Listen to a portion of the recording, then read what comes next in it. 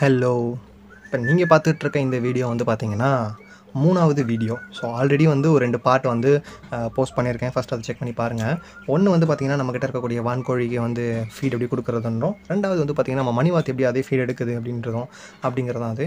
So இப்போ மீதி இருக்க வேஸ்ட் வந்து அவங்க பார்த்தீங்கன்னா, கீழ சிந்திட்டு போயிட்டாங்க. இப்போ நான் அந்த ரெட் கலர் பிளேட்ட வந்து காமிச்சோனே, விசில் அடிச்சோனே, நம்மகிட்ட வெளிய வந்து தனியா பிரிச்சு வச்சிருக்க வான்கோழிங்க சவுண்ட் குடுத்தா ஓடி வந்துருவாங்க. ஸோ விசில் அடிச்சோனே முதல்ல ஒரு ஆள் வந்துட்டாங்க. அடுத்து கொஞ்சம் நான் கேமரா வச்சிருக்கிறதுனால அத பார்த்து பயந்துகிட்டு இந்த வழியா வரமாட்டேங்கிறாங்க. இல்லன்னா கிட்ட ஓடி வந்துருவாங்க. ஸோ மீதி கீழ இருக்க வேஸ்ட்ட வந்து நம்ம வந்து கீழ வேஸ்ட் பண்ணிட முடியாது அப்படிங்கிறதுனால, ஸோ இவங்க கொஞ்சம் பசியில தான் இருக்கிறாங்க அப்படிங்கிறதுனால, ஓப்பன் பண்ணி விட்டோனே வந்து சாப்பிட ஆரம்பிச்சுட்டாங்க. ஓகே. ஸோ வரிசையா இப்போ ஒவ்வொருத்தரா வருவாங்க. இந்த வான்கோழிங்கள மட்டும் ஏன் வந்து நானு வீட்டுக்குள்ளே இவ்வளோ பெருசானதுக்கப்புறமும் வச்சுட்ருக்கேன் அப்படின்னு பார்த்தீங்கன்னா, இவங்களுக்கெல்லாம் வந்து பார்த்தீங்கன்னா குறைஸா இருந்துச்சு. ஸோ ஸ்டார்ட்டிங் ஸ்டேஜில இருக்கும்போதே இவங்க எல்லாத்தையுமே வந்து நானு பிரிச்சு வச்சுட்டேன். இவங்க எல்லாமே கிட்டத்தட்ட ஒரே வயசுல தான் இருக்கிறவங்க. ஆனா பார்த்தீங்கன்னா வந்து 1 வாரம் 10 நாள் அப்படின்னு சொல்லி முன்ன பின்ன பிறந்தவங்க எல்லாருமே. இந்த இது பார்த்தீங்கன்னா என்கிட்ட வந்து எனக்கு தெரிஞ்சு ஒரு 3 ஃபீமேல் இருக்கு. ஒரே ஒரு மேல் இருக்கு. இப்போ வந்து பார்த்தீங்கன்னா, இவங்க எல்லாமே கொஞ்சம் பார்க்கறது கொஞ்சம் ஹெல்த்தியா தான் இருக்கிறாங்க. இவங்கள வந்து பழையபடி நம்ம கூண்டுக்குள்ளேயே போட்டு அடைச்சிடலாம் அப்படின்னு நெனச்சோம்னா, கூண்டுல வந்து பார்த்தீங்கன்னா, இவங்க வந்து யாருமே உள்ள சேர்த்துக்க மாட்டேங்கிறாங்க. இவங்கள வந்து வேற ஏதோ கோழி நெனச்சிட்டு கொத்துறாங்க. அது மட்டும் இல்லாம வயசுலயும் வந்து இவங்க வந்து கொஞ்சம் சின்னதா இருக்காங்க. சைஸ்லயும் வந்து கொஞ்சம் சின்னதா இருக்கிறதுனால, இவங்கள வந்து ஈஸியா கொத்தி வெளிய தள்ளி விட்டுறாங்க. அதனால சரி வெளியவே இருந்துட்டு போட்டுமே அப்படின்னு சொல்லிட்டு நானும் வெளியவே விட்டுட்டேன். இப்ப இந்த கப் இருக்கு இல்லையா? ஸோ இந்த பெயிண்ட் டப்பா. ஸோ இது பக்கத்துல வந்து பார்த்தீங்கன்னா, ஒரு கோழி நிக்குது பாருங்க. அதோட தலைய பார்த்தீங்கன்னா, உங்களுக்கு நல்லாவே தெரியும். அதுக்கு வந்து குறைஸா வந்துச்சு. ஸோ இது என்னால க்யூர் பண்ண முடியல. இவங்க கூட பிறந்ததுல வந்து ஒரு குறைஞ்சபட்சம் ஒரு 10, 12 இருந்தாங்க. எல்லாருமே அவுட்டு. இந்த ஒரே ஒரு கோழி மட்டும் தான் வந்து தப்பிச்சது. இந்த கோழி தான் வந்து பார்த்தீங்கன்னா, ஆண் வான்கோழி. நான் வந்து இத சேல் பண்ணிடலாம்னு நெனச்சேன். பட் சேல் பண்ணாலும் கண்டிப்பா வந்து இத அவங்க வந்து கேர் பண்ண மாட்டாங்க அப்படின்ட்டு எனக்கு நல்லாவே தெரியும். ஏன்னா வந்து ரொம்ப ஒரு எக்ஸ்ட்ரீமான ஸ்டேஜ்ல தான் இருந்துச்சு. அதனால சரி எதுக்கும் இருக்கட்டுமே, நம்மளே வந்து செத்தாலும் பார்த்துக்கலாம் அப்படின்னு சொல்லிட்டு, கொஞ்சம் ஆன்டிபயோட்டிக்ஸ் குடுத்து வச்சிருந்தேன். பரவால்ல ஓரளவுக்கு வந்து க்யூர் ஆயிடுச்சு இப்போ. ஆனா கண்ணு மட்டும் தான் இப்படி சுத்திட்டு இருக்கு. ஸோ மத்த கோழிங்கலாம் பார்த்தீங்கன்னா வந்து ஆல்ரெடி வந்து பார்த்தீங்கன்னா பறக்க ஆரம்பிச்சுட்டாங்க. ஒரு 2 மாசத்து 2 1/2 மாசத்துலயே வந்து பறக்க ஆரம்பிச்சுட்டாங்க. எனக்கு தெரிஞ்சு இப்போ ஒரு 3 மாசம் ஏறத்தாழ இருப்பாங்கன்னு நெனைக்கிறேன். இவங்களுக்கெல்லாம் வந்து பார்த்தீங்கன்னா, காம்பவுண்ட குதிச்சு வெளிய ஓடிருவாங்க. அதனால நான் என்ன பண்ண வச்சேன்னா, ரெக்கைய வந்து கொஞ்சம் கட் பண்ணி கொஞ்சம் பறக்காம இருக்கிறதுக்கு வச்சிருந்தேன்.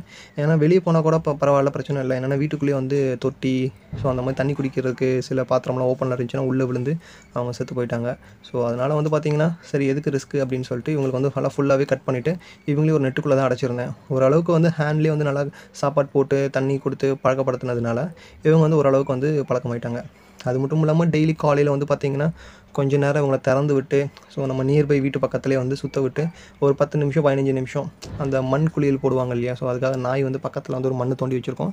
ஸோ அங்க கொண்டு போய் விட்டோம்னா, இவங்க அந்த மணல்லேயே நல்லா கொஞ்ச நேரம் வந்து ரெக்கையெல்லாம் விரிச்சு, கொஞ்சம் இது பண்ணிட்டு, ஒரு ரவுண்ட் அடிச்சுட்டு, கொஞ்சம் அவங்க ஓப்பன் ஸ்பேஸா பார்த்தாலே வந்து அவங்களுக்கு என்னன்னா ரெக்கைய விரிச்சு கொஞ்சமாச்சும் பறந்து 2 சுத்து சுத்துனா தான் வந்து அவங்களுக்கே வந்து கொஞ்சம் நிம்மதியா இருக்கும். ஸோ அந்த மாரிலாம் கொஞ்சம் பண்ணி விட்டுட்டு ஏன்னா நம்மகிட்ட இருக்கக்கூடிய ஆண் வான்கோழியும், பெண் வான்கோழி அதாவது நம்மகிட்ட இருக்கக்கூடிய அந்த பேரண்ட் ஸ்டாக்க வந்து நம்ம வந்து ஓப்பன்லேயே இருக்கிறதுனால அதுக்கு பெருசா தெரியாது. ஆனா இவங்க தான் வந்து வீட்டுக்குள்ளேயே அடைப்பட்டு கிடக்குறாங்க. அப்படிங்கிறதுனால இவங்களுக்கு கொஞ்சம் இது வேணும். அது மட்டும் இல்லாம இவங்களுக்கு நான் ஃபீட் வந்து கொஞ்சம் கம்மியா தான் குடுப்பேன் நானு. எப்பவுமே ஒரு பசியிலேயே வச்சிருப்பேன் நானு. ஏன்னு பார்த்தீங்கன்னா, ஃபுல்லா இவங்க சாப்பிட்டுட்டாங்கன்னா சொன்ன பேச்சு கேட்க மாட்டேங்கிறாங்க. அதனால கொஞ்சம் வந்து சாப்பாடு போட்டு தான் இது பண்ணிட்டுருக்கேன் நானு.